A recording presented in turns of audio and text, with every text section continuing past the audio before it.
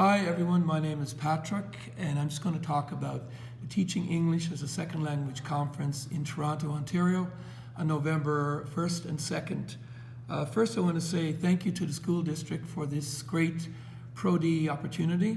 It was a chance to meet other teachers of Link across the country, to make connections and just to talk about some contemporary issues that concern all of us. Right from the get-go, the conference was very inspiring. We had a keynote speaker named Asma Kober, who's a clinical social worker. She originally came from Iraq as a refugee, and she was quite inspiring. She talked about the barriers and obstacles that one faces coming from another country. And she used a lot of good examples and used humor to explain a lot of the things sometimes we may take for granted that people who are newcomers, particularly refugees, have to cope with on a day-to-day basis coming to school or coming to the workplace in Canada. Also, I had the opportunity to go to many very good workshops. We went to some workshops where there was displays on how students could connect with employers. We also went to many Pro-D PBLA activities, and people exchanged ideas.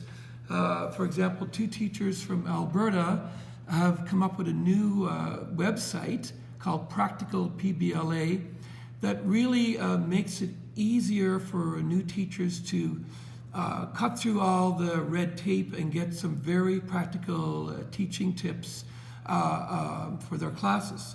That particular school had a lot of turnover of staff, and I have to say we're very fortunate here to have a very close-knit staff and very consistent in our approach, which we're very fortunate to have. Among other workshops I went to was mindfulness, which is becoming very popular, and that's all about paying attention to the present moment. It's very helpful in calming students and also teachers to reduce stress and to focus on what's happening in that moment in time. It involves different things such as breathing, but beyond that, approaches just having more thoughtfulness about what activity you're doing at the present time. Another helpful workshop I went to is called Translingualism. So basically, the key thing with that is to have students stop talking like a textbook, for us as teachers to not teach students exactly to speak from a textbook, but how people normally speak in conversation. So to have students think, well, how do I normally speak in my own language, or how do I keep a conversation going? And what types of things do I do to make myself clear when I'm speaking?